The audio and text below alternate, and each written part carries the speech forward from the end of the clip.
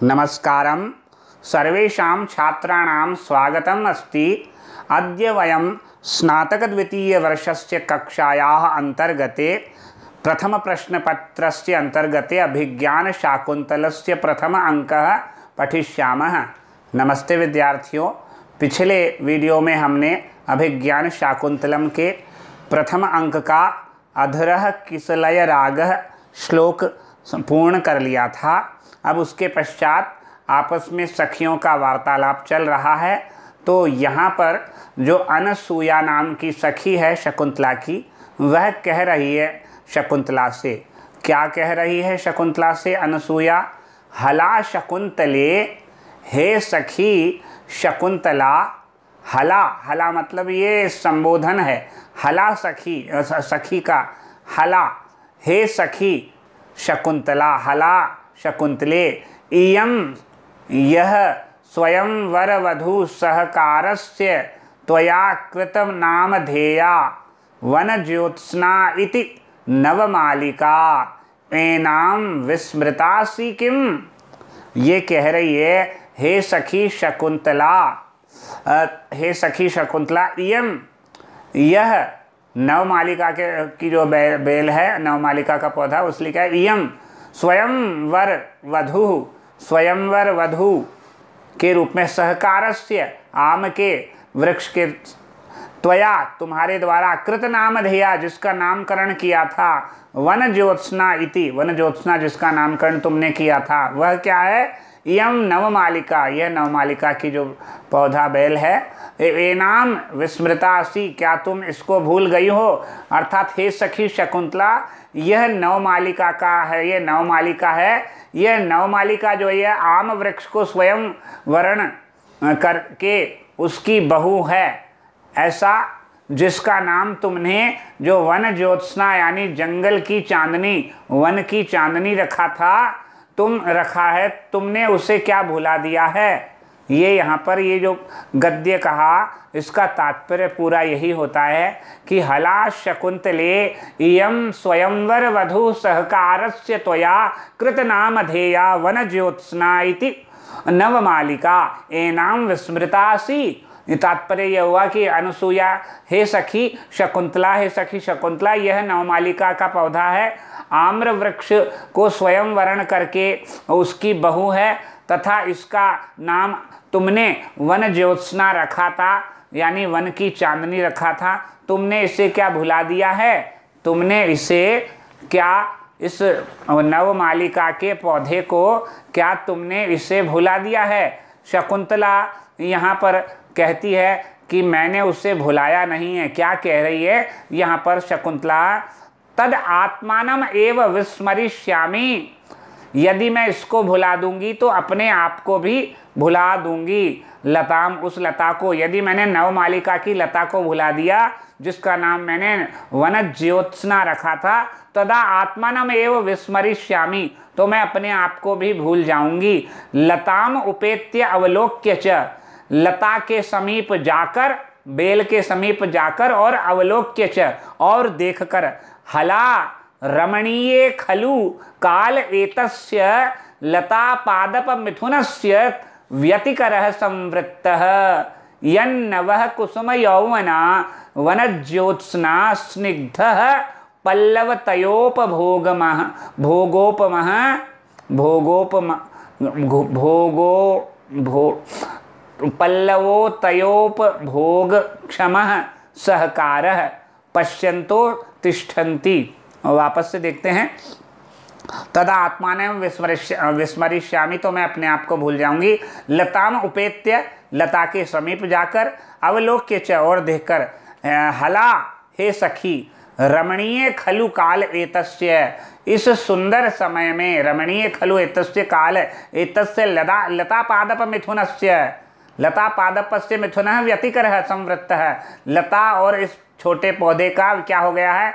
मिलन हो गया, संवृत्त हो गया है। यम नवः, अत्यंत नवीन, कुसुम यौवना, अत्यंत नवीन फूलों से युक्त होकर ये युवावस्था को प्राप्त हो गई है। वन ज्योत्स्ना स्निग्ध पल्लव तयोपभोग भोगोपमः क्षमः सहकार है। और नए पत्तों से युक्त होकर ये सहकार का जो वृक्ष है, आम का वृक्ष भी, वह जो है पौधा भी नवीन पत्तों से युक्त हो गया है, ये बताना चाहते हैं। भूल जाऊंगी, अगर इनको भूल जाऊंगी तो लता के पास पहुंचकर और समीप जाकर कहता सखी निश्चित रूप से, है ना, निश्चित रूप से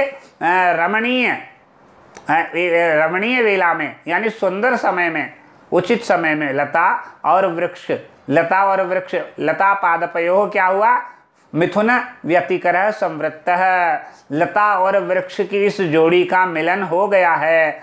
वन ज्योत्स्ना, नवमालिका का पौधा तो पुष्प रूपी यौवन से नया है, नवमालिका का जो पौधा वह पुष्प रूपी यौवन से नया है और नव ऋतु काल वाला है।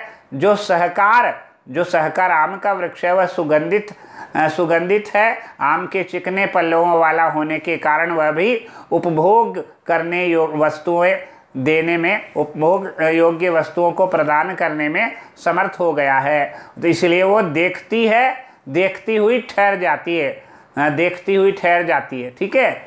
पश्यंतो तिष्ठति, देखती हुई ठहर जाती है, ठीक है। यहाँ पर ये गद्यांश पूर्ण हो गया है। इसके पश्चात जो आगे है, आगे जो है वो यहाँ पर क्या है, किसका कथन है, तो यहाँ पर किसका कथन है, यहाँ पर अब आगे इस गद्यांश में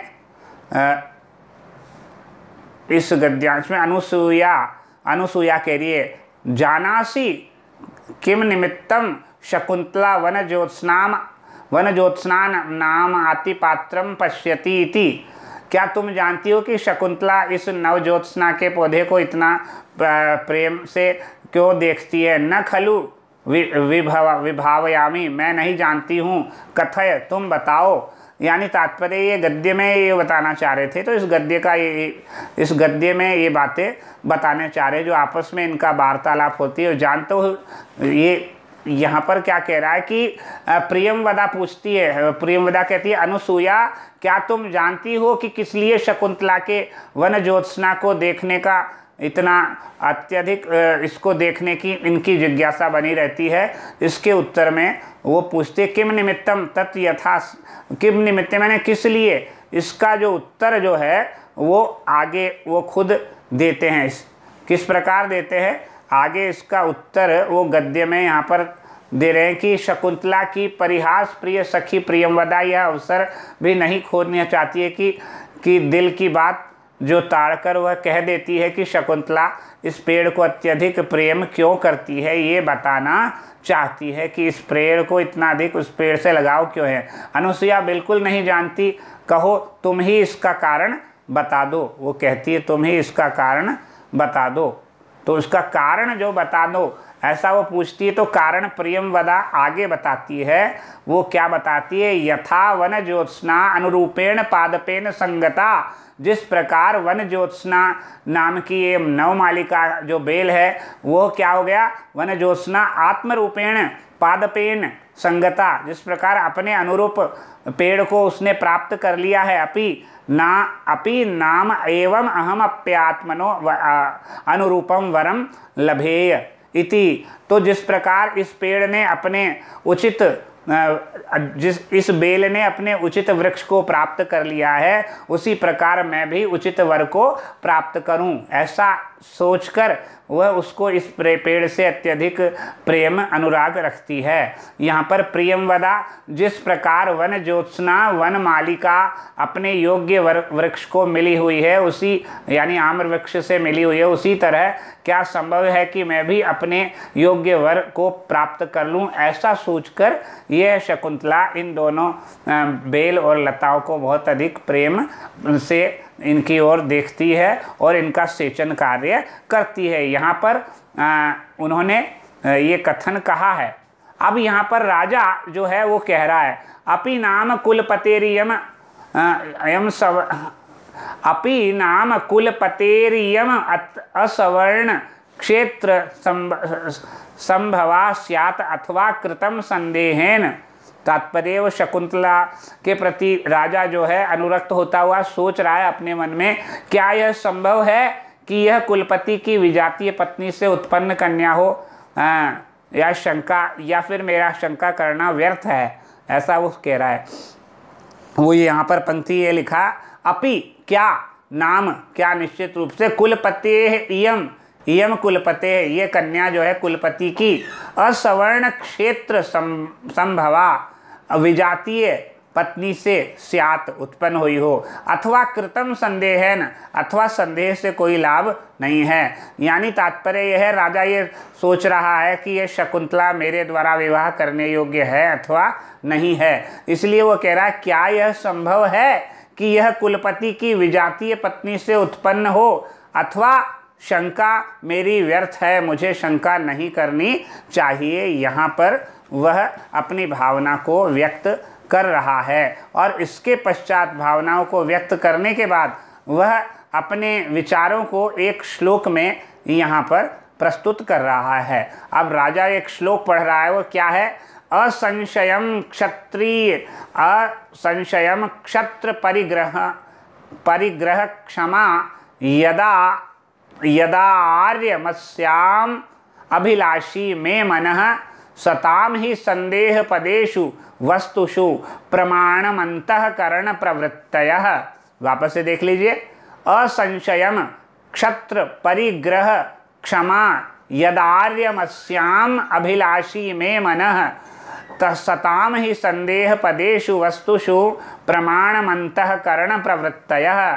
तात्पर्य है, मेरा सदाचारी मन, मेरा सदाचारी मन, इसके लिए यहाँ पर शब्द आया असंशयम, निश्चित रूप से, इयम, इयम यानी यह शकुंतला, क्षत्र परिग्रह क्षमा, क्षत्रिय द्वारा विवाह करने योग्य है, यत है, क्योंकि अस्याम आर्याम, इस के प्रति, आर्यम में मनः, मेरा अभिलाषी जो, में मनः, मन मेरा मन जो है अभिलाषी हो रहा है, इच्छा कर रहा है, अंतःकरण प्रवृत्तयः, अंतःकरण की चित्रवृत्ति, जो अपने मन की चित्रवृत्ति होती है, वो संदेह पदेषु, संदेह युक्त कार्यों में, वस्तुषु वस्तुओं पर, सताम प्रमाणम, सज्जनों का प्रमाण स्वरूप होती है। तात्पर्य क्या हुआ, मेरा सदाचारी मन इसका अभिलाषी है,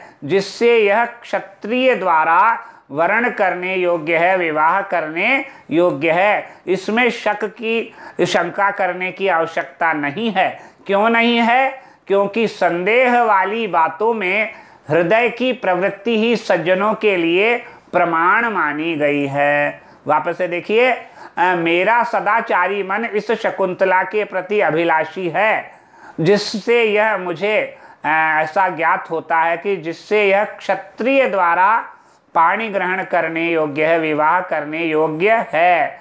इसमें कोई शंका की बात नहीं है, क्योंकि संदेह पदेषु, क्योंकि संदेह वाली बातों में हृदय की प्रमाण अंतःकरण है ना, हृदय की प्रवृत्ति ही सज्जनों के सताम, सज्जनों के लिए प्रमाणम भवती होती है। असंशयम इयम क्षत्र परिग्रह इमा आयत वापस से, असंशयम इयम क्षत्र परिग्रह क्षमा, यत अस्याम आर्यम में मनः अभिलाषी, अंतःकरण प्रवृत्तय ही संदेह पदेषु वस्तुषु सताम प्रमाणम। अब इसको हम एक एक करके इसके शब्दों को यदि समझते हैं तो यहाँ पर समझेंगे। न संशय, संदेह यत्र तत् यथा स्यात् तथा असंशयम यत्। इयम यानी इयम मतलब शकुंतला, क्षत्रस्य, क्षत्रिय द्वारा यह परिग्रह पत्नी त्वेत ग्रहणम तस्य क्षमा योग्या। फिर यतः, यतः मतलब क्योंकि, अस्याम एतस्याम शकुंतलायाम आर्यम सदाचार संपन्नम मे मनः हृदयम अभिलाषी सस्पृहम अनुरक्तम इत्यर्थः। अंतःकरणस्य हृदयस्य प्रवृत्तयः व्यापाराः हि निश्चयेन संदेहस्य संशयस्य पदेषु स्थानभूतेषु वस्तुषु पदार्थेषु सतां सज्जनानां प्रमाणं कर्तव्यानि